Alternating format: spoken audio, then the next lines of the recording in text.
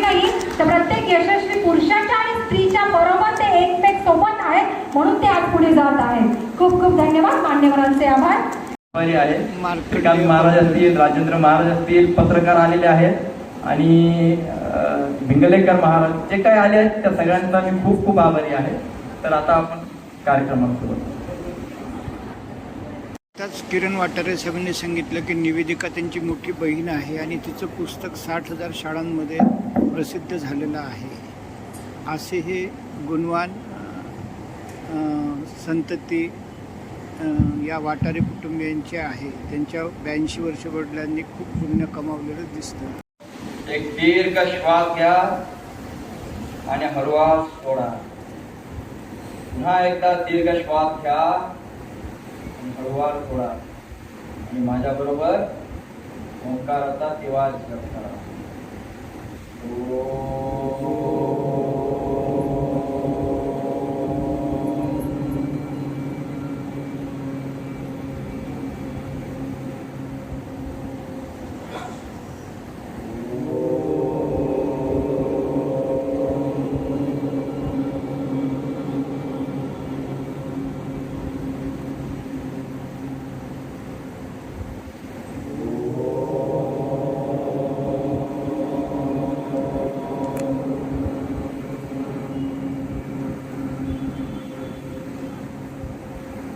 दोन्ही हाताचे तळवे एकमेकांवर घालता, डोळ्यावर ठेवा आणि डोळे अलगद उघडा.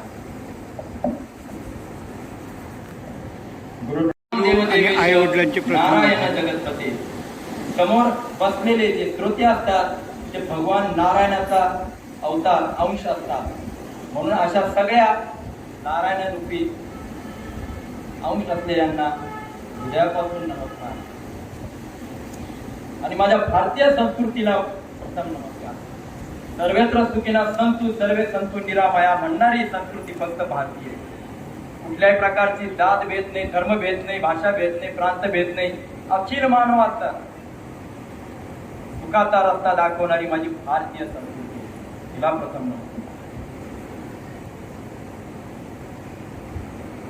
मला कमीत कमी 13 वर्ष संधिवाताचा त्रास होता. थोडं जरी वातावरण बदललं तर संपूर्ण जे आहे जॉईंट ते दुखायला लागायचे आणि मला 12 महिने सर्दीचा प्रॉब्लेम होता. मी जवळपास 10 वर्ष सहन केला आहे. मी विचार करायचो तेव्हा अरे मी कधी नॉनव्हेज खाल्लं नाही, कधी चुकीच्या रस्त्याला लागलो नाही, कुठलंच व्यसन नाही आणि हे काय मला हा त्रास का. आता संधिवाताचा त्रास हा साधारण नाही, ज्याला आहे त्याला विचारा किती खतरनाक हाताची चलचल होतात. अक्षरशः बोटं वाजत नाही, दुखतात आणि हात पायाची बोटे वाकडी व्हायला सुरुवात होतात. आणि माझ्या वयाच्या 30-32व्या वर्षी मला हा त्रास. देवाला म्हणायचो अशी कुठल्या कर्माची फळं मी भोगतोय. मग मी म्हणायचो ठीक आहे, असं काहीतरी मागच्या जन्मात भोग असतात, भोगावे लागतात. शेवटी माणूस तिथंच येतो. ज्या वेळेस मला ही रसाळ पित्त मिळाली, माझ्या पत्नीला सुद्धा ऍसिडिटीचा प्रॉब्लेम होता. 15 दिवसाचं 3 दिवस ते डोकं दुखत राहायचं. डॉक्टर सांगायचे का सकाळी लवकर उठल्यावर खात का, आणि मग ती खायला सुरुवात करायची तर ते खाल्लं जात नाही, तो त्रास जाता जात नव्हता. आश्चर्य सांगतो, रसाळ चालू केला आणि 10 दिवसामध्ये तो परिणाम मिळाला. आज आम्हाला 10 वर्ष होऊन गेले, ना तिला ऍसिडिटी झाली कधी 10 वर्षात, ना मला कुठला संधिवाताचा आणि मला मग सर्दीचा. सगळे प्रॉब्लेम सॉल्व्ह झाले. आज मी 12 महिने थंड पाण्याने आंघोळ करतो आणि भारतभर भ्रमण करणारा माणूस मी. सगळ्या ठिकाणचं पाणी पितो, कुठल्याही प्रकारचा त्रास होत नाही. कुठे गेले माझे प्रॉब्लेम, कुठे गेले. आणि मग मला कळालं का जो त्रास मी सहन करीत होतो माझा जर जाऊ शकतो तर मग आता मी माझ्या सगळ्या बांधवांसाठी का नको काम करायला. आणि 10 वर्षापूर्वी मी जे ठरवलं त्याचा परिणाम असा झाला की आज देश विदेश पर्यंत हे जे वृक्ष आहे तो वाढला.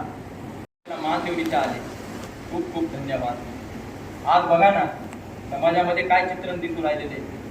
असं एक तरी घर दिसतंय आपल्याला ज्या घरामध्ये गोळ्या औषधं नाही.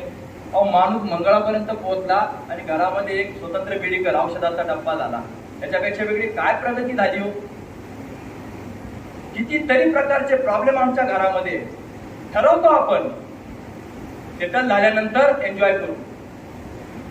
सेटल होईपर्यंत 50-55 वय होऊन जातं. मुलांना सेटल झालं का मग आपण फिरायला जाऊ. आणि 55 वय 60 वयाच्या आसपास आलो का दोघांनी घर केलेले राहतं. बीपी, डायबिटीज, थायरॉइड, कोलेस्ट्रॉल एक 5वीला पूर्ण केले. कधी एन्जॉय करणार हो, कधी फिरणार हो. फिरायला जायचं तर घरामध्ये आपण निघताना पहिले औषधाचा डब्बा घेतो, मग बाकीच्या गोष्टी.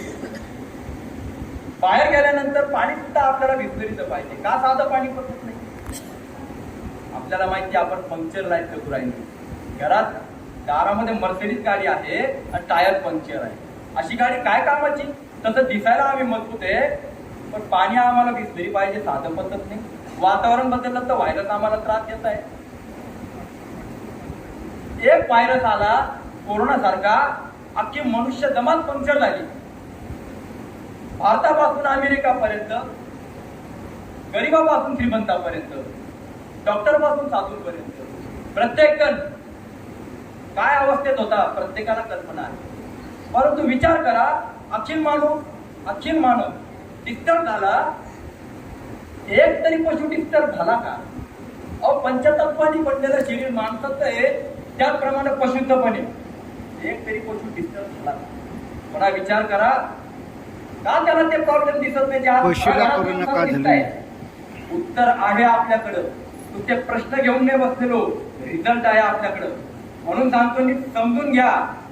माझा नाही, एक साधक आहे, ऋषींचा आणि संतांचा आहे. पूर्व सुकृताचे तोडी म्हणून विठ्ठला आवडी. विठ्ठल कोणालाही नाही आहे रस्त्याला लावत. ज्याचं भाग्य उदय झालं त्याला, तसा हा रस्ता आहे. अन्यथा कर्माचे भोग जे आपण म्हणतो ना, ते भोगल्याशिवाय देव पण रस्त्याला लावत नाही. म्हणून हा रस्ता नुसता ऐकू नका. 10 ते 15 दिवसामध्ये तुमच्यात परिणाम झालेले असतात. म्हणून व्यवस्थित सिस्टमला ऐकून घ्या आणि फॉलो करण्याला सुरुवात करा. 3-4 दिवसापासून तुमच्यात चमत्कारिक बदल दिसायला लागतील. 10 वर्षापासून मी अनुभव करतोय, नुसता सल्ला नाही द्यायला बसलेलो. आज आमच्या फॅमिलीचा 20वा दिवस हे रस्ता डाएट फॉलो आहे. बिलकुल शिजवलेल्या पदार्थाला 20 दिवसापासून हात नाही लावलेला. कोणती एनर्जी कमी दिसते तुम्हाला. आणि या 20 दिवसामध्ये मार्कंडेय पर्वतावरची तर मी दर महिन्याला एकदा चक्कर मारत असतो. ते पण जाऊन आलोय, कुठलाही खंड न करता. कुठला थकवा आला. म्हणून तुम्हाला सांगतो की सिस्टम प्रॉपर समजून घ्या. कुठल्याही पशुला कुठल्याही प्रकारचा त्रास दिसत नाही. गटारीचं पाणी पिऊन किड्याजवळ खाणाऱ्या पशुला ना बीपी, ना डायबिटीज, ना थायरॉइड, ना हातपाय मानपाट कंबर दुखी. इथं मात्र आम्ही थोडा ऍपचं पाणी चांगलं पितो, किडनी स्टोन होतो. इतकासा एवढासा चा खडा धडधाकट 6 फुटाच्या माणसाला आडवा करतो. विचार करा किती आगंतिक आहोत आपण. एवढासा. म्हणून विचार करा, त्याला का तो त्रास होत नाही, मला का होऊ राहिलाय. घास खाणारा, चारा खाणारा पशु पर्वत करताना थकवा त्याला जाणवत नाही. इथं प्रत्येक जणाला स्वतःची विचार करा. काजू बदाम पासून पच्च पप्पांना खाणारी आम्ही माणसं, आम्हाला 4 मध्ये करताना लिफ्ट लागू राहिली. आमचे गुडघे दुखायला लागले, आमचे कंबर दुखायला लागले. 50 पोते बैलगाडीत टाकून 10 माणसं बसले तरी बैलाच्या कमरेत घ्या नाही. आमच्या मात्र गुडघ्याला घ्या, कमरेला घ्या, मानेला घ्या. का ही परिस्थिती येते. हे वजनामुळे आहे. वजनाने प्रॉब्लेम असते तर जगात बारीक माणसाला एकही रोग नसतात. प्रॉब्लेम वजनाने आहे. पहिले आपल्याला सांगितलं जातं का वजन कमी करा. वजनाने प्रॉब्लेम असते तर हाती बैलाचे काय मुलगे कंबर दुखले असते. प्रॉब्लेम कुठं आहे. आता विचार करा, एक कोरोना आला, सगळेजण डिस्टर्ब की आता एक व्हायरस आला, पुढे अजून दुसरे येणार आहे. तुम्ही घाबरतच करणार. मिठाईच्या दुकानामधला उंदीर घाबरत खातो, एखादा फटका तर नाही पडणार. तसं आज आमचं झालेलं आहे. आमच्याकडे पैसे भरपूर, डॉक्टर भरपूर, मेडिक्लेम चांगला आहे, सल्ले देणारे सगळे, तरी आम्ही घाबरत काही झालं तर काही होणार नाही. बस वेळच्या वेळी सफाई करायला वेळ द्यायचा आहे आपल्याला. Allopathy, homeopathy, ayurvedic, naturopathy, yoga, Zumba, cycling, swimming सगळं काही करून होतं, रिझल्ट मिळत नाही. त्रास आमचा जात नाही. मग आम्ही काय करतो, नवस्ताया, जादूटोणा, काळा जादू, गंडाद्वारा याच्या मागे लागतो. आणि ते सगळं झालं, बाहेरचं सगळं आवरलं, बाहेरचं झालंय म्हणून मोकळे. आणि त्याच्यानंतर मग रिझल्ट नाही मिळाला तर शेवटी आपण म्हणतो देवाची इच्छा. मागच्या जन्मात ते महापुरुषांना नाही चुकलं, मग आपले तत्वज्ञानाच्या भाषेत तर आम्ही कुठं, मग आपण आगतिक होतो. अरे रस्ता आहे. मला लोक म्हणतात सर आमचं वजन उतरत नाहीये, आम्ही थोडंच खातो. अरे थोडं का खाता? अशक्त बनाल. शरीर मागतंय तर द्या. आपल्याला बारीक नुसतं व्हायचं नाहीये, सशक्त व्हायचंय. सशक्त मी त्याला म्हणतो कुठलंही पाणी प्या, कुठलंही अन्न खा, कुठलाही व्हायरस येऊ आणि कुठल्याही प्रकारचं वातावरण बदलू, आम्हाला त्रास नाही झाला पाहिजे. आम्ही सल्ले देत नाही, नुसते जगून दाखवतोय. कोरोनाच्या काळामध्ये गुजरातमध्ये 118 गावांमध्ये जाऊन प्रबोधन करून आलेलो आहे आम्ही 11 महिने. घरी नव्हतो बसलेलो. त्याचं कारण या सिस्टमवर आमचा पूर्ण विश्वास आहे. म्हणून सांगतो, ज्यावेळेस तुम्ही रस्त्यावर करा, पूर्ण श्रद्धा ठेवून करा. अनुशिंता रस्ता आहे. प्रभू रामचंद्र 14 वर्ष वनवासामध्ये होते. काय आहार केला त्यांनी? आनंद. 14 वर्ष वनवासामध्ये त्यांनी कच्चा आहार केला. आम्ही भगवंताचं नाव घेणारी माणसं 14 दिवस रस्ताहार करताना जे तोंड उतरवतो आम्ही, होईल का? जमल का? अहो चहा शिवाय होत नाही. अरे चहा 10 रुपयाचा चहाचा कप तुमच्या अमूल्य द्या पुढे मोठा, तो चहाचा कप मोठा झाला. अरे चहा तुम्ही प्या, मी नाही म्हणत नाही. शेवटी माणूस माफ पडणार आहे. काहीतरी प्यायचंय त्याच्यासाठी जीवन आहे, मी कुठं नाही म्हणतो. पण चहा तुम्हाला पितोय त्याचं काय? तिथं वापरा. चहा प्या तुम्ही, माझं त्याच्यावर म्हणणं नाही. आमच्या सिस्टम मध्ये अलाउड नाहीये. पण आता ज्याला प्यायचं आहे त्याच्या पुढे आम्ही म्हणतो बाबा चहा तुला पितोय, सोड ना 10 दिवस 15 दिवस. नाही सोडू शकत. कुठलंही व्यसन असो 10-15 दिवस नाही सोडू शकत. एवढे कमजोर आहोत आपण. म्हणून मला सांगायचं आहे की प्रभू रामचंद्र जर 14 वर्ष वनवासात कच्चा आहारावर राहू शकता, 14-15 दिवस मी नाही राहू शकत. होतं घेऊन जगतोय आपण. समजा 4-5 जण फिरायला गेले आणि सगळ्यांनी तुमच्या डोक्यावर ओझं दिलं, थांबा तुम्ही ट्रिप एन्जॉय करू शकाल का? त्याप्रमाणे आज आम्ही रोगाचं ओझं घेऊन फिरून राहिलेलो. नाही मला बीपी आहे, मला हा त्रास आहे, मला डायबिटीज हे चालत नाही, मला थायरॉइड आहे, मला अमुक चालत नाही. अरे किती दिवस लाड चालवले? अरे 15 दिवसाच्या आहारामध्ये तुम्ही जर मोकळे होणार आहात तर करून तर पहा. आयुष्यामध्ये ट्रॅक बदलून तर पहा. म्हणून सांगतो हा रस्ता जो आहे दिव्य आहे.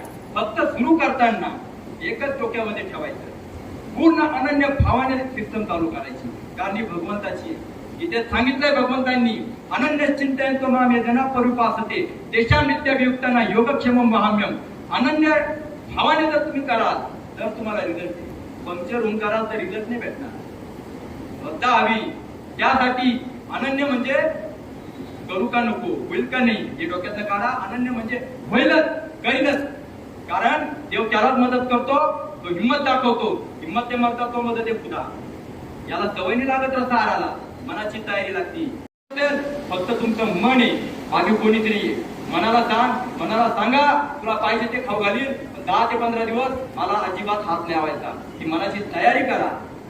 म्हणून या गोष्टीला आपल्याला फॉलो करायचंय. सगळ्यात महत्वाचं काय, आजची परिस्थिती आहे याचं कारणच ते. या सगळ्या रोगांना दूर करायचं असेल तर कुठल्याही सिस्टीम जे आहे ते टेम्पररी काम करता, पण रसाहार ही साधन आहे की तुमच्या संपूर्ण प्रॉब्लेमला दूर करत. जे रोग येतात ते काय येतात आणि ते काय आहे, तर सगळ्यात महत्वाचं रोग म्हणजे फार मोठी गोष्ट नका समजू. आज मला अस्वस्थ वाटते, मला बॅड फील होते, मला कसं तरी होते, समजून घ्या. निगेटिव्हिटी आली, प्रॉब्लेम चालू झालाय, आजाराने तुमच्या आतमध्ये एंट्री केली आहे. याचा अर्थ काय, आज मला स्वस्थ वाटत नाही, हे अस्वस्थ आहे म्हणजे रोग आहे. त्याचं कारणच ते. मग गीतेमध्ये पण समजावलंय रोगाचं कारण काय. युक्त आहार विहार असते, युक्त चेष्टस्य कर्मसु, युक्ता स्वप्नावबोधस्य योग भवती सुखा. आपला आहार आणि आपला विहार करा बरं. स्वतःची विचार कसा आहे आमचा. एक तर खूपच झोपा काढू, नाही तर अति जागरण. एक तर खूपच खाणार, नाही तर मग अति उपाशी राहणार. गीतेमध्ये या गोष्टीला मान्यता नाही. हे रोगाचं कारण. मोबाईलला हात लावला का 1 तास 2 तास दीड मध्ये कधी गेले कळत नाही. आज त्या मित्रांना मोबाईलचे सुद्धा दुष्परिणाम आहे, परंतु आपण उद्देशकार नाही. आपण फक्त समजावतोय आजार कशामुळे येतात. दुसरी गोष्ट, काही कारण असतात, लोक समजतात बाहेरी कारण. वातावरण बदललं तर रोग येतात. अरे मग वातावरण बदलल्याने तुला सर्दी खोकला ताप झाला, शेजारच्याला का नाही झाला, प्राण्यांना का नाही झाला, तुलाच का बरं एकट्याला झाला. थोडासा विचार करा. कारण वातावरणाने प्रॉब्लेम असतील, सगळ्यांना प्रॉब्लेम झाला पाहिजे, याचा अर्थ माझ्यात काहीतरी गडबड. तिसरी गोष्ट, ॲलोपॅथी सांगते किटाणूंनी शरीरात प्रवेश केला म्हणून आजार आला. अरे पण व्हायरस, किटाणू, बॅक्टेरिया आले का कारण आतमध्ये काही कचरा असेल, ज्या पुढा हा किडा, आतमध्ये काहीतरी साचलंय म्हणूनच तर किडा आला ना. मग औषध कोणाला देऊ राहिले? किटाणूला देत आहे की आजारावर देत आहे? म्हणून तर 15-20 वर्ष डायबिटीस बीपीच्या गोळ्या खातात आणि आमच्याकडे 15 दिवसामध्ये नॉर्मल होतात. कसे काय होतात? कारण आम्ही मुळामध्ये सफाई सांगतोय, तोच रस्ता आपल्याला पाहायचा आहे. आयुर्वेद सांगतं वात पित्त कफ डिस्टर्ब झालं, बॅलन्स बिघडला, आजार आले. अरे पण वात पित्त कफ हे का बिघडले? कारण आमच्या आहारामध्ये जे चाललंय ते सफाईला वेळ देत नाही, त्याच्यामुळे ते डिस्टर्ब झालेले. ते साफ कधी करणार? ते साफ करण्यासाठी काम कोण करतं? ज्याचं घर येतोच करणार. घर पण असते, माझ्या घराची सफाई शेजारचा तर नाही करणार, पण ह्या शरीराची सफाई कोण करणार? कोणाचं घर आहे? 13व्या अध्यायात सांगितले, इदम शरीरम कोणते क्षेत्रमित्य विधीयते एतत् त्यो व्यक्ती तत्प्राहुम क्षेत्रज्ञमिति तत्तम. हे क्षेत्र आहे आणि आतला क्षेत्रज्ञ म्हणजे शरीर काय? क्षेत्र म्हणजे शेत आणि आत्माचा शेतकरी. आता ज्या शेतकऱ्याची जमीन आहे तो त्याची सफाई करीत की नाही शेतकरी? आणि त्यांनी जर काहीच केलं नाही तर काय उगणार आहे? गवतच उगणार आहे ना. कचरा करायला मेहनत नाही, कचरा काढायला मेहनत आहे. रोगी व्हायला मेहनत नाहीये, रोग दूर करायला मेहनत आहे. मग आता हा जो शेतकरी आतमध्ये बसलेला भगवंत हा काय करतो? अतिरिक्त कचरा झालाय, ब्रेकच्या गाडीवर बसायला घरातली व्यक्ती बसणार नाही, आपल्या जीवनाला ब्रेक आपण लावायला तयार नाही, आपलं थांबायला आपण तयार नाही. मग काय होणार? आतली शक्ती 4 मार्गाने कचरा बाहेर काढणार. टॉयलेट द्वारा, पिशाब द्वारा, स्किन द्वारा आणि नाका तोंडा वाटे प्रश्वास द्वारा. 4 मार्गाने निघालेली घाण आपण पाहू शकतो का? लूज मोशन झाले, उलट्या झाल्या, सर्दी झाली, खोकला झाला, कफ झाला, आपल्या शरीरातून निघतंय, आपण पाहू शकत नाही. ही जी घाण बाहेर पडते, मला सांगा, आपल्या घरातली घाण आपण जर बाहेर फेकतोय आणि एखादा येऊन परत आग टाकतोय किंवा थांबवतोय तर आपल्याला आनंद होईल का? राग येईल? आपल्याला तर रागच येईल. अरे मी सफाई करतोय, तसं आतली शक्ती सफाई करते आणि आपण काय करतो?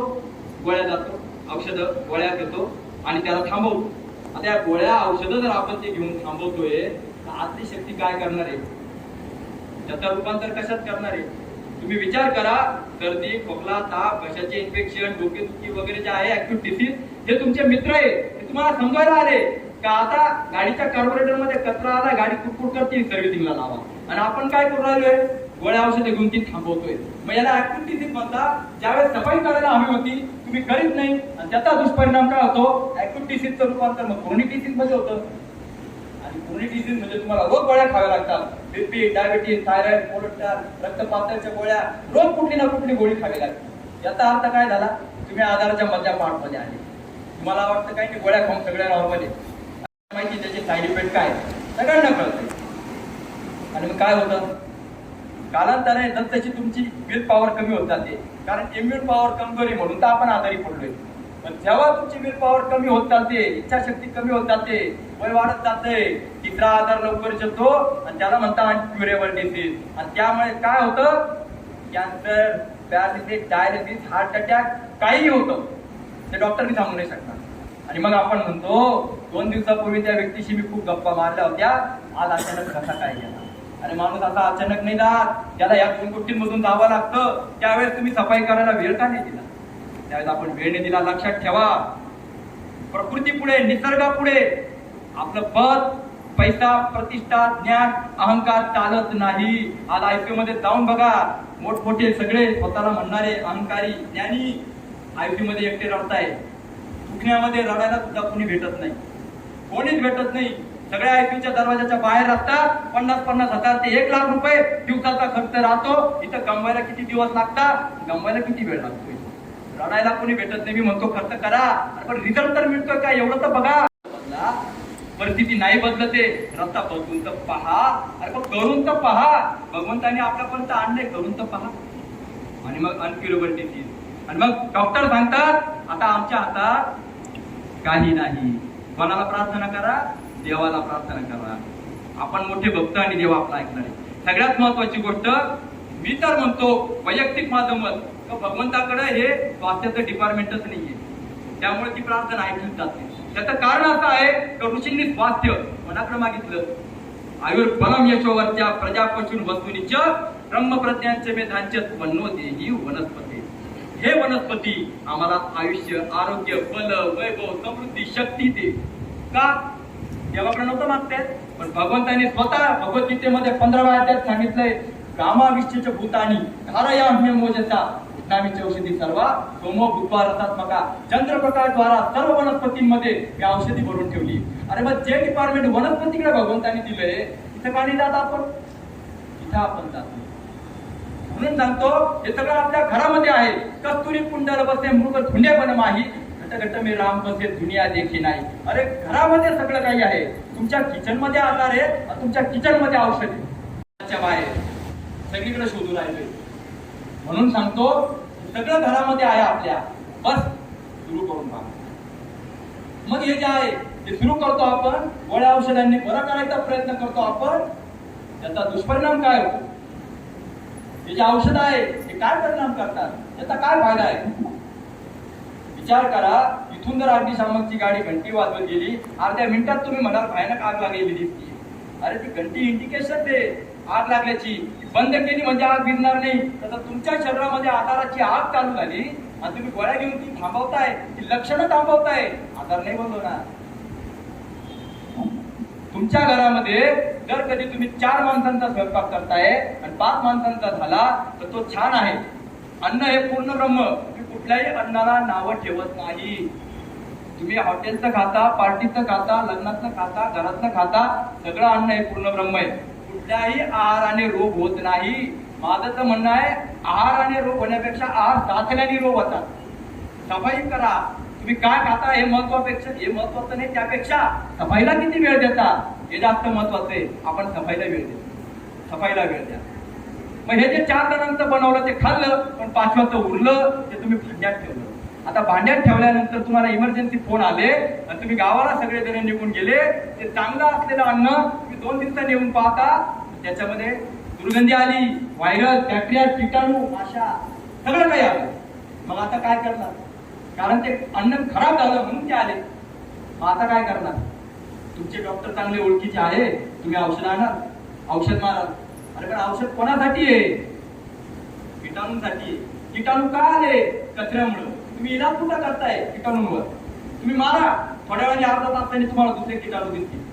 तुम्ही किती वेळा मारणार औषध? एक वेळ अशी येईल तर ते औषध तिथं काम करणार नाही. कारण आता किटाणूंची इम्युन पॉवर वाढलेली आहे. म्हणून पूर्वीच्या जमान्यात मच्छरांसाठी डिलेटी फवारणी जायची. आता मच्छर डिलेटीने मरत नाही, इम्युन पॉवर वाढली. चहा पुडा वा किडा, आणि किडा हा देवाने पाठवलेला सफाईचा कर्मचारी आहे. तुम्ही जितक्या वेळा त्याला मारायचा प्रयत्न करा नवीन नवीन येत राहतील. तुमचं औषध वाया, तुमचे पैसे वाया, तुमची वेळ वाया, आणि तुम्ही डिप्रेशन मध्ये जाता. मला फायदा का होत नाही? मी एवढ्या मोठमोठे डॉक्टर करतोय, मला फायदा का नाही होत? अरे तुम्ही इलाज कुठं करताय? फांदीवर. प्रॉब्लेम कुठं आहे? मुळात. आता केलं, कचरा फेकला, भांडं साफ केलं, आता ठेवा. सांगा मला, जिथं स्वच्छता असते तिथं किटाणू दिसता का? आता त्या भांड्यात ना किटाणू आहे, ना तुम्हाला औषध मारायची गरज आहे, ना पैसे खर्च करायची गरज आहे, ना तुम्ही वेळ वाया घालवताय, आणि तुम्ही डिप्रेशन मध्ये जात नाही. कारण तुमचं काम झालं. आज डिप्रेशन मध्ये जायचे सगळ्यात महत्वाचं कारण याचे सगळे डॉक्टर करून रिझल्ट मिळत नाही. कारण तुम्ही इलाजच फांदीवर करताय, मूळ कुठं साफ करताय? मग भांडं कोणी साफ करायचं? डॉक्टरांनी. कोण साफ करणार? स्वतःला करावा लागल. जिथे सांगितले अर्जुनांनी तुला लढावं लागल. जिथं 24 तास भगवंत बरोबर असताना अर्जुनाला लढावं लागलं. उद्धरेदात्मनात्मा नमात्मा नवसा देत आत्मव्यात्मन बंधुरात्म पुरात्मना. तुझा उद्धार तुला करावा लागल. तर माझ्या रोगांना काय भगवंत येऊन दूर करणार आहे? भगवंत फक्त मदत करतो, पण त्यासाठी हिंमत दाखवा. तुम्ही सुरू तर करा, मग अनुभव घ्या. म्हणून आपले प्रॉब्लेम सॉल्व्ह करायला आपल्याला तयार व्हावं लागेल. म्हणून औषधं जे आहेत ते ऍटॉम बॉम्ब सारखे राहतात. ऍटॉम बॉम्बला नाही कळत मला चांगले मारायचे का वाईट मारायचे, तो फक्त पडतो मारतो. तर एक औषध, एक गोळी तुमच्या 90% चांगल्या पेशींना खतम करून टाकते आणि 10% रोगाच्या पेशी. आता तुमचं नुकसान किती होतंय? म्हणून आपल्याला औषधं जे आहेत इमर्जन्सीला ठीक आहे, पण औषधांचं जेवण हे देणाऱ्या सुद्धा मान्य करायचं असेल तर आपल्याला काय करावं लागेल? आपल्याला स्वतःला एक रस्ता बतावा लागेल, आणि तो रस्ता तुमच्याचकडे आहे. आपल्याला रोग दूर करायसाठी मेहनत नाही करायची, रोगाचं कारण दूर करा, रोग आपाप निघून जातील. अंधाराला हटवायचं काम नाही करायचं, एक फक्त दिवा लावायचा आहे, अंधार निघून गेलेला राहील. अहो एवढं सोपं आहे, अहो एवढं सोपं आहे. फक्त मनातली निगेटिव्हिटी पहिले दूर करा. फक्त मनातली निगेटिव्हिटी दूर करा. म्हणून आपल्याला काय करायचंय, रसाहार सुरू करायचा आहे. म्हणजे जी औषध आहे, तिचे जे साईड इफेक्ट आहे, जे आपल्याला नको आहे, त्यासाठी आपल्याला रसाहार सुरू करायचा आहे. तर आपल्या मनामध्ये ज्यावेळेस आम्ही सांगतो काही 10-15 दिवस, मी 10 ते 15 का म्हणतो, कारण माणसाच्या मनामध्ये निगेटिव्हिटी एवढी आहे, कमी करू शकत का? लोकांना वाटतं शिकवलेलं खाल्लं नाही तर मी कसं काय चालेल माझं. अरे कसं चालत? वेल एज्युकेटेड आहे, आपल्या गुगलला सर्च करा, एका प्रश्नाचं उत्तर फक्त मला द्या.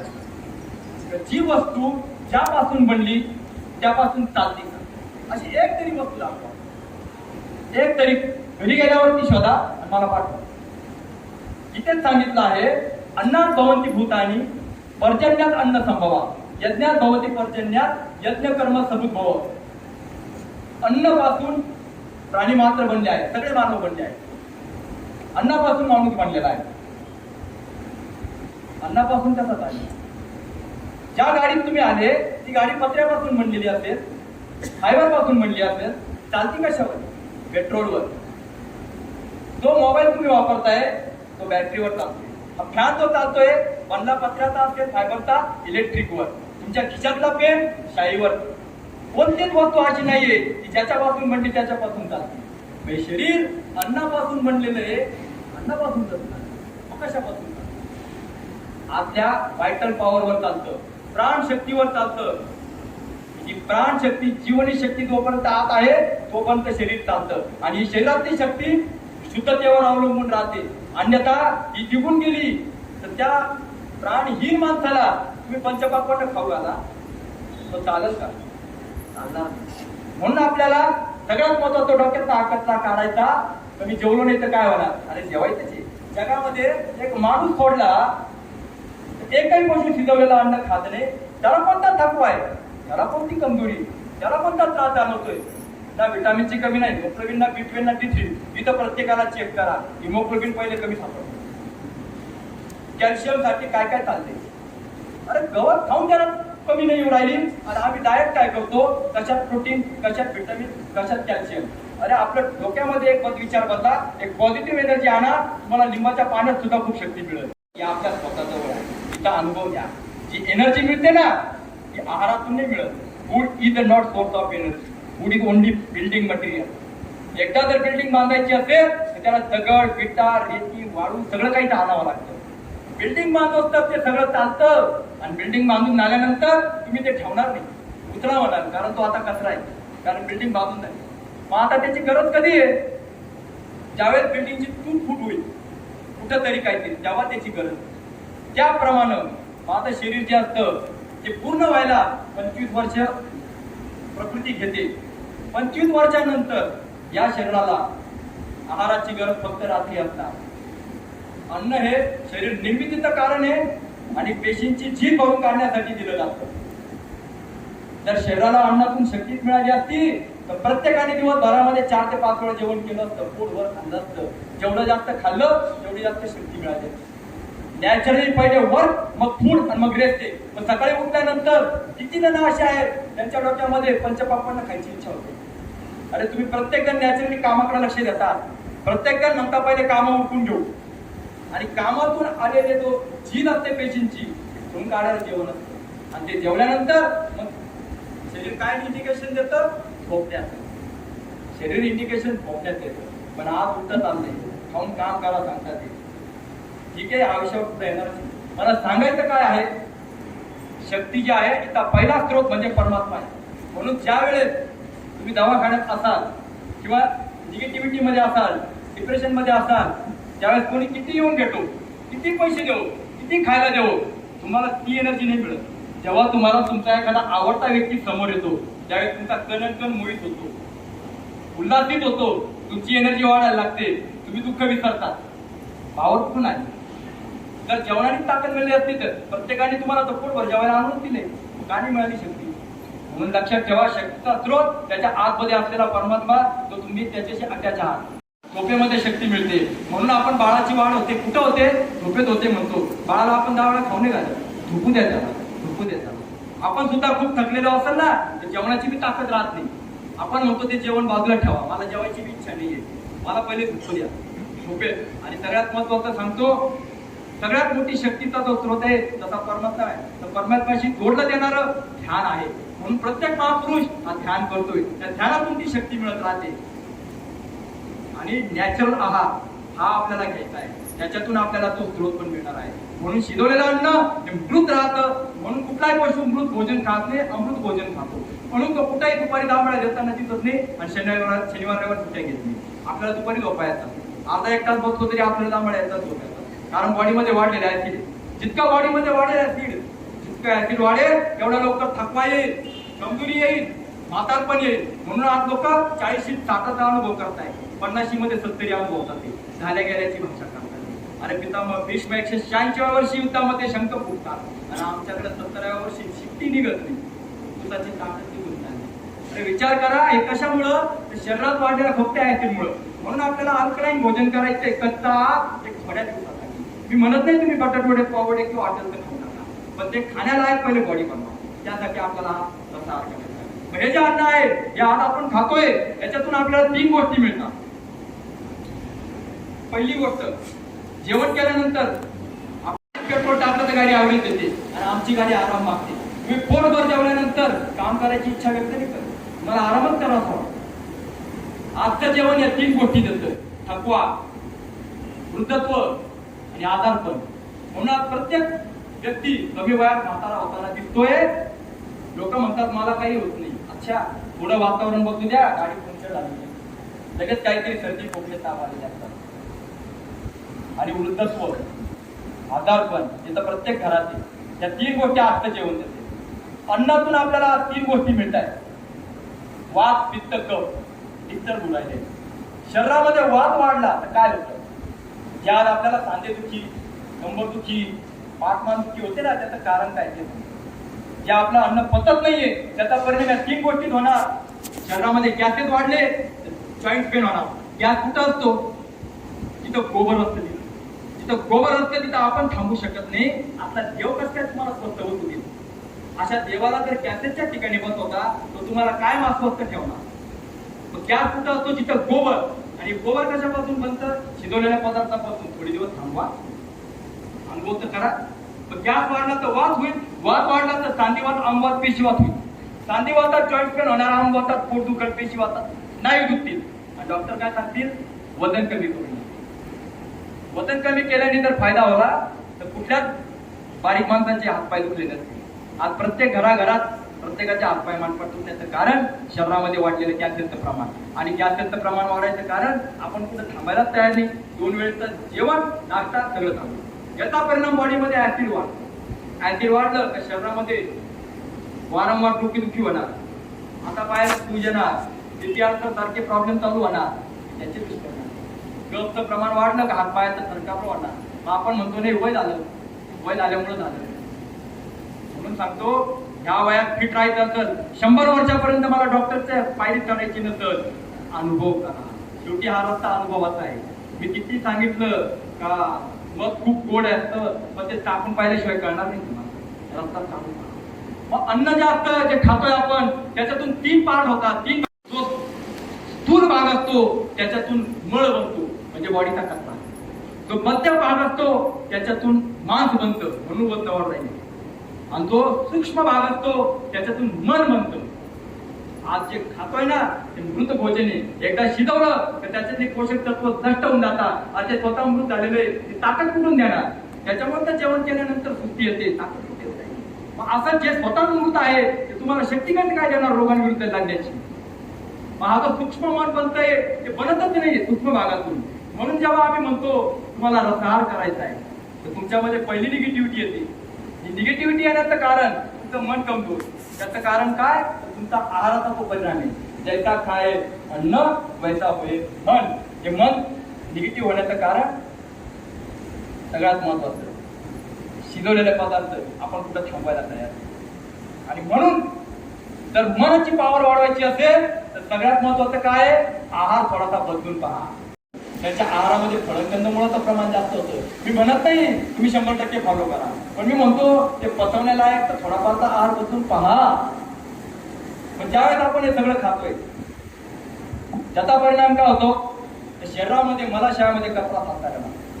आपल्या सगळ्यांना किती सोपं माहिती आहे, पोट साफ तर रोग साफ. मग मला सांगा, पोट साफ आहे म्हणून तर जेवतोय 4 टाइम, मग आजार का साफ नाही होते? पोट तर साफच आहे. माझ्याकडे असे पेशंट आले 3-3 दिवस टॉयलेटला जात नाही, होत नाही, असे लोक येऊन गेले. खाता मात्र दिवस संध्याकाळ दोन्ही टाइम. मग कुठं जातं ते? तर ते कुठं जातं? ते मोठ्या आतड्यामध्ये जातं. मोठ्या आतड्याचा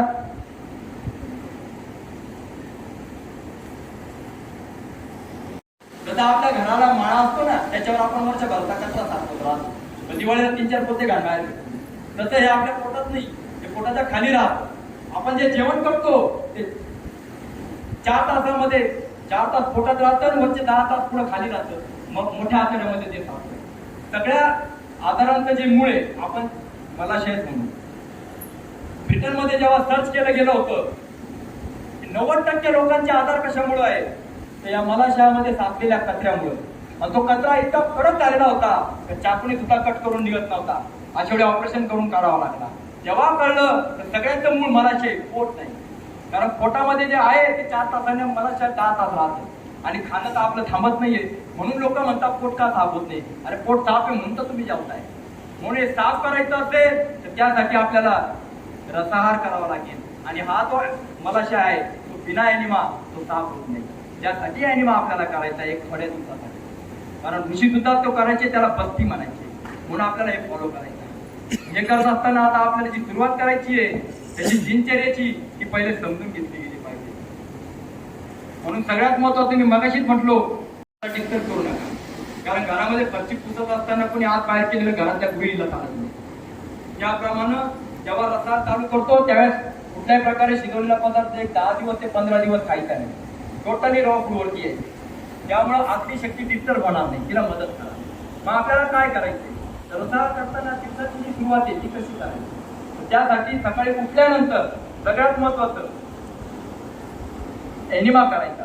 जर तुम्ही कुठं जात असाल फिरायला, योगा करायला, सायकलिंगला, व्यायामाला जाऊन या, हरकत नाही. कारण तिकडून आल्यावरती पाणी पिण्याची इच्छा निर्माण होते. का होते? कारण आतल्या पाण्याने सफाई झाली. आता मात्र आपल्याला एनिमा करायचा म्हणजे बाहेरच्या पाण्याने सफाई होते.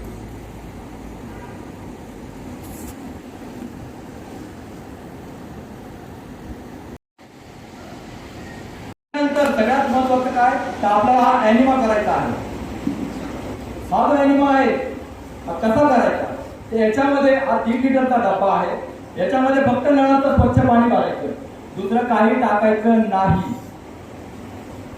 ही जी मोठी नळी आहे आणि हा जो डब्बा आहे हा घरात सगळ्यांना चालेल. त्याचा टूथपेस्ट सगळ्यांना चालते पण ब्रश नाही चालत. त्याप्रमाणे हा सगळ्यांना चालेल, परंतु जी पुढची नळी असते घरामध्ये एक दुसऱ्या कोणाला द्यायची नाही.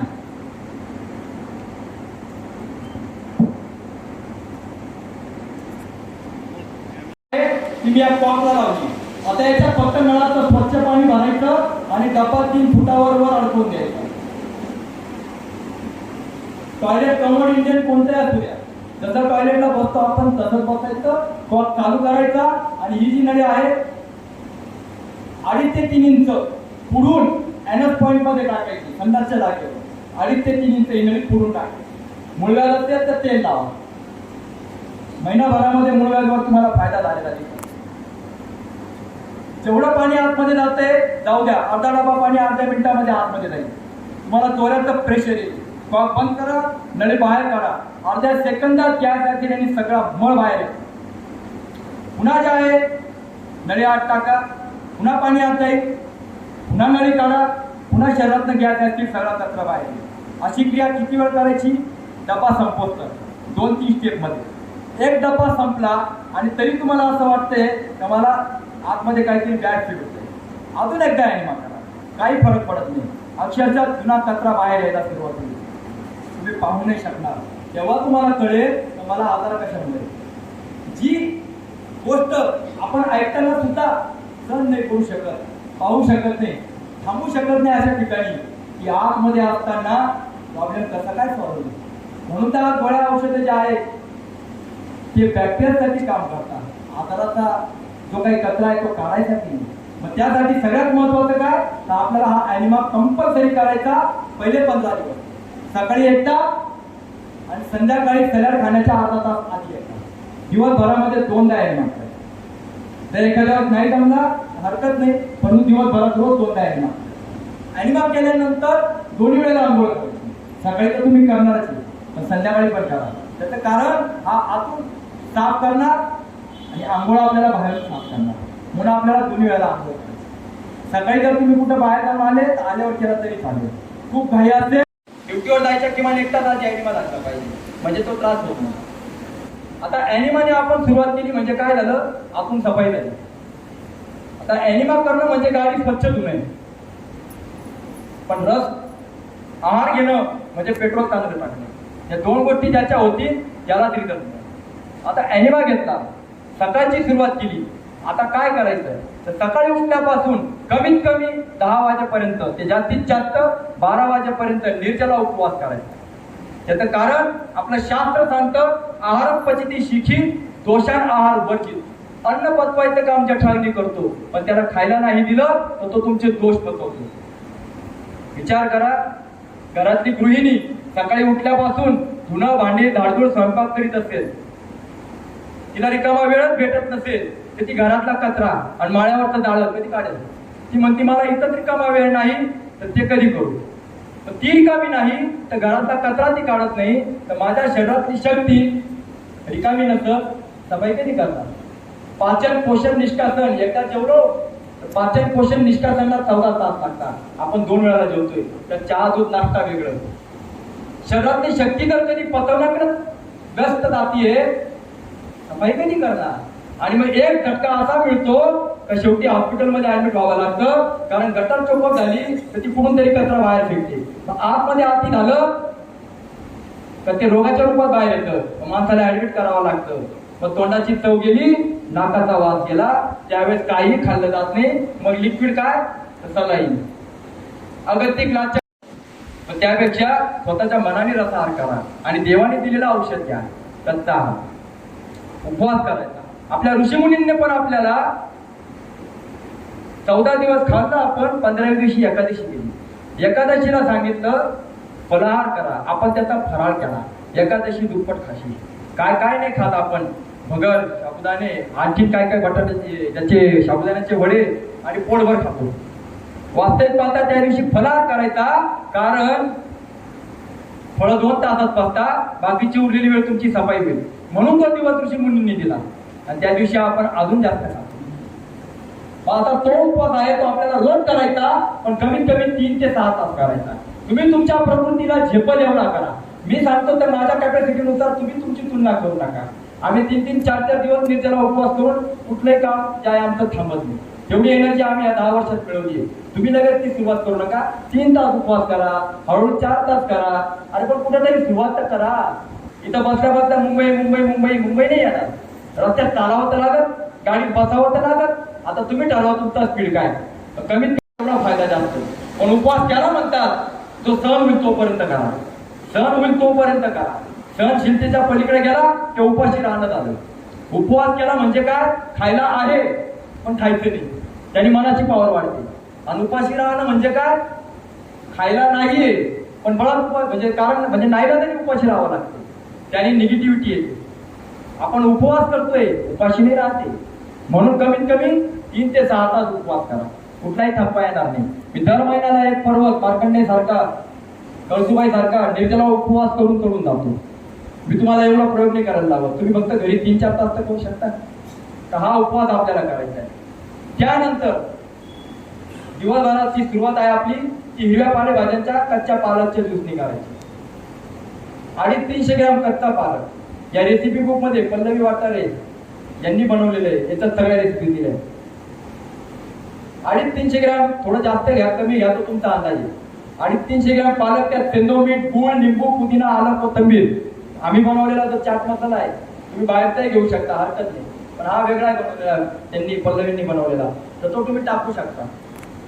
आणि ही जी नायलॉनची जाळी आहे हिच्यामध्ये तुम्ही तो गाळून घ्या. ही वर्ष खराब होत नाही. घरातल्या कपड्यांनी गाळली तर चिडचिड होते. हे एकदम सोपं आहे. तुम्हाला ज्युसर असेल तर आनंद आहे, नसेल तर खर्चात लगेच पडू नका. पहिले रिझल्ट तर पहा. आपण पहिले सारे प्रॉडक्ट खरेदी करून घेतो, पहिले रिझल्ट तर पहा. रिझल्ट मिळाल्यानंतर तुम्हाला काय खर्च करायचा तो करा आणि रिझल्ट हा 100% मिळतो. मला लोक विचारतात फायदा कधी होईल. तुम्ही ज्या दिवशी घर साफ करता त्याच दिवसापासून रिझल्ट येतो. असं कधी झालंय का झाडू मारला आणि सफाई नाही झाली? झाडू मारल्यावर सफाई होणारच आहे आणि नाही झाली तर तो झाडू मारणारचा दोष आहे. 100 जणांना मास्तर एक सारखं शिकवतात, प्रत्येकाचा एक नंबर येत नाही, तर तो नापास होतो. त्यात मास्तरचा दोष नसतो, करणाऱ्याचा दोष राहतो. म्हणून सिस्टमला प्रॉपर फॉलो करा. हा जो रस्ता आहे त्यात पालकचा ज्यूस घ्या. पालक नाही भेटली चालू शकते. डोक्यातनं काढा का पालकांनी स्टोन होतो. तसं असतं तर गटारीचं पाणी पिऊन उकिड्याजवळ खाणारा आयुष्यभर पाला खातो, त्याच्या पोटात सगळं सापडले असते. पचन संस्था डिस्टर्ब आहे म्हणून प्रॉब्लेम आहे आपली. आम्ही 10 वर्षापासून रोज पालक ज्यूस पितो, कुठलाही त्रास नाही. हा जो ज्यूस आहे हा गाळून घ्यायचा, 3 तास टिकतो.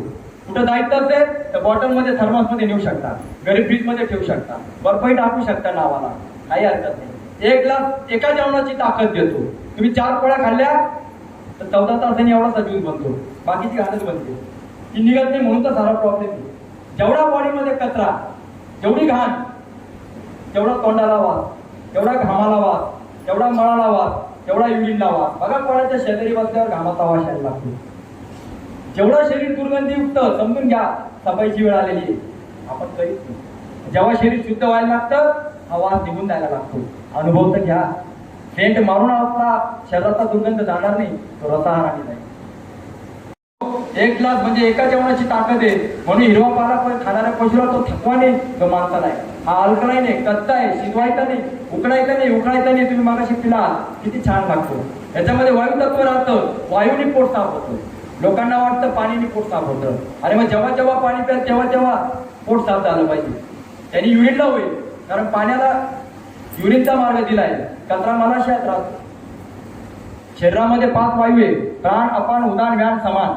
हे 5 वायू हे पॉवरफुल झाले तर आधार निघून जाते. आणि ही वायूची ताकद ही हिरव्या पानांमध्ये राहते. आपण हिरव्या पानांचं काही घेतच नाही, त्यामुळे वायू कमजोर आहे आणि ते कुपित होतात आणि गॅसेस वाढतात. याला साफ करण्यासाठी, याला बाहेर काढण्यासाठी हिरव्या पालेभाज्यांचा ज्यूस आपल्याला प्यायचा आहे. त्याच्यामध्ये जर पानं मिळाली नाही तुम्हाला तर तुम्ही जे आहे आवळा, गुळवेल, जिरा, आमचूर सारखी आम्ही जी पावडर बनवली ती कंपल्सरी नाही, ती पण टाकू शकता. काही लोक जे आहेत त्यांना वेळ भेटत नाही ज्यूस बनवायला, कधी कधी ड्युटी असते, हरकत नाही, घरी आल्यावर प्या, काही प्रॉब्लेम नाही. आणि ज्यांना नाही जमत तर त्यांनी 1 चमचा ग्लासमध्ये टाकलं तरी चालत. पुन्हा सांगतो कुठलाही प्रॉडक्ट कंपल्सरी नाही, परंतु लवकर फायदा पाहिजे असेल, कारण इमर्जन्सीला भेटत नाही, तर आमच्यासाठी पण काही बनवा. कारण प्रत्येक वेळी आम्हाला ज्यूस बनवता येईल असं नाही, हरकत नाही. हा जो पालक ज्यूस आहे हा आपल्याला घ्यायचा आहे. तर त्याच्यामध्ये तुम्ही जामून पावडर सुद्धा टाकू शकता. जर त्याची पानं मिळाली तर आनंदाची गोष्ट आहे. तुम्ही कुठल्याही प्रकारच्या झाडाची पानं मिळाली तर तुम्ही पालक ज्यूस मध्ये नक्की टाका, त्याचा फायदा जास्त आहे. पण लगेच अगोदर प्रयोग करू नका, नाही तर पहिल्याच दिवसात लोक खूप झाडपाला गोळा करतात, त्याचा त्रास होऊ शकतो. सुरुवातीला तुम्ही पहिल्या गिअरवर गाडी चालवा, हळूहळू. जेव्हा तुम्हाला त्याचा फायदा जाणवायला लागेल तेव्हा खूप सारे हे करा. म्हणून आम्ही पालकच्या ज्यूस मध्ये जामून पावडर पण टाकायला लागतो. ती कंपल्सरी तुम्हाला नाही, पण टाकू शकता. त्यानंतर दिवसभरामध्ये सीझनल फळं पाहिजे ती खा. हा जो हिरव्या पानांचा ज्यूस याचा एक फायदा आहे. गीतेमध्ये 9व्या अध्यायात सांगितलंय, पत्रम पुष्पम फलम तोयम योग्य भक्ता प्रयश्चती तथाम भक्तिपर्यंत अष्टामी प्रयत्न. पान, फूल, फळ, पाणी जेव्हा म्हणतात ते माझं अन्न आहे.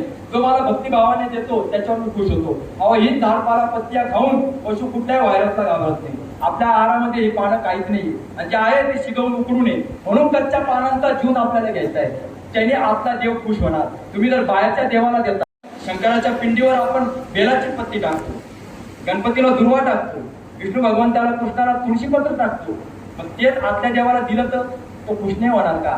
प्रयोग करून तर पहा 10-15 दिवसासाठी. हा जो ज्यूस आहे हा तुम्हाला घ्यायचा आहे. त्यानंतर दिवसभरात सीझनल फळं खायची. सीझनल फळामध्ये मार्केटला जी फळं स्वस्त मस्त आहे ती सगळी खा. ज्या सीझन मध्ये जी फळं येतात, भाज्या येतात, ती आपल्यासाठी औषधं राहतात. म्हणून सीझनल फळं तुम्ही भरपूर खाऊ शकता. किती खायची? भूक आहे तेवढी. युक्त आहार विहाराचा अर्थ मगाशीच सांगितला. जेवढी भूक आहे तेवढं खा. परत उपाशी राहून शरीराला जाळू नका.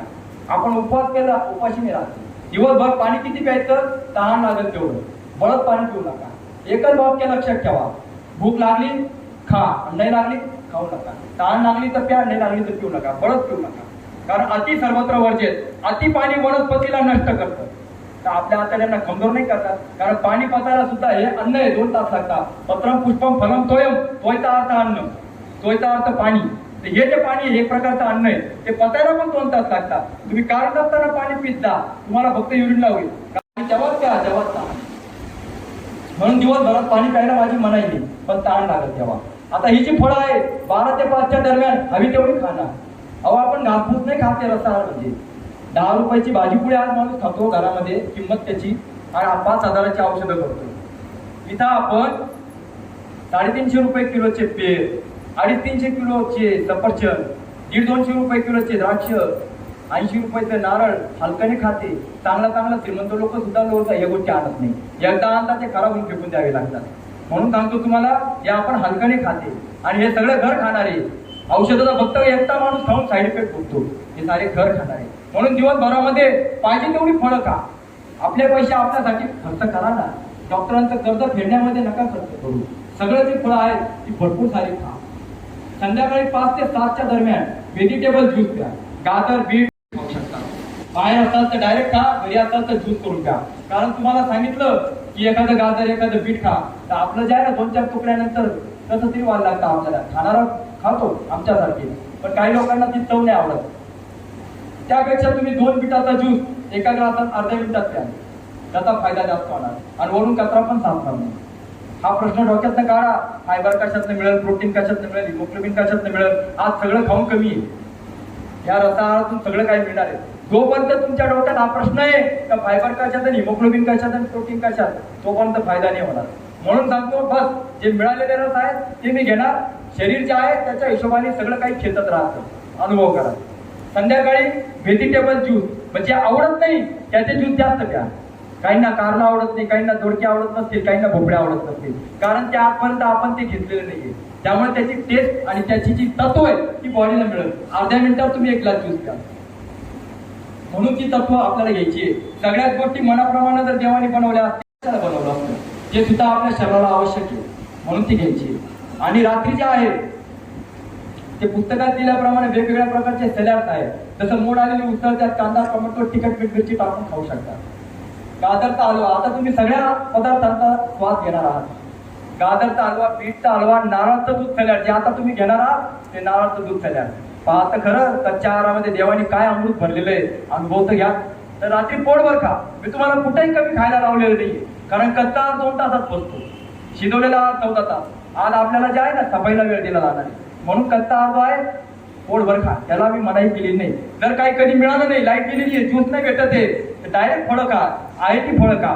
उसाचे रस प्या, लिंबू मध पाणी प्या, साखर वापरू नका. या 15 दिवसात चहा, ग्रीन टी, ब्लॅक टी वगैरे कुठला टी घेऊ नका. दूध, तूप, ताक, दही, दुधाचा एकही पदार्थ घेऊ नका. आणि नॉनव्हेजचा आपला हा विषयच नाही. सध्या आपण नॉनव्हेजचा हा विषय घ्यायचाच नाही. नॉनव्हेज खाणं म्हणजे गाडी तुमची पेट्रोलची आहे आणि तुम्ही डिझेल टाका तर त्याचा काम करीत राहतो. आपलं शरीर वनस्पती आहारासाठी बनलेलं आहे, नॉनव्हेज साठी नाही. ते हे करत असताना सगळ्यात महत्वाचं काय, मनाची जी ताकद आहे तिला कमजोर होऊ देऊ नका. सगळ्यात महत्वाचं. आणि दुसरी गोष्ट म्हणजे हे करत असताना जी 15 दिवसाची दिनचर्या आहे ती करताना 15 दिवसानंतर काय, तर 15 दिवसानंतर दिवसाचा आहार कच्चा, रात्रीचा शिजवलेला. त्याचं कारण मी मागे सांगितलंय. वयाच्या 25 वर्षानंतर या सगळ्याच्या क्षेत्रातील लोक आजारी दिसतात, तर ते एकच प्रमुख कारण आहे. वयाच्या 25 वर्षानंतर जी व्यक्ती सकाळी नाश्ता दुपारी जेवण करते ती स्वस्थ राहत नाही. म्हणून अनुभव घ्या. हे सगळं जे आहे आपण प्रश्न उत्तरामध्ये घेणारच आहोत. तो विषय आपण जेवणानंतर घेणारच आहोत. पण तेच कारण मी तुम्हाला सांगतोय का माझं जे शरीर आहे आता 25 वर्षाच्या पुढे गेलेले, तर मला जे आहे सकाळचा नाश्ता हा बिलकुल नाही. दिवसभरामध्ये टोटल कच्चा आणि रात्रीचं जेवण हे 15 दिवसानंतर.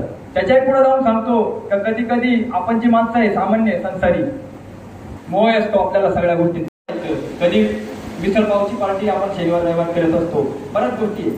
दुपारी खायची वेळ येते, खाऊन घ्या. एवढा बारीक विचार करू नका.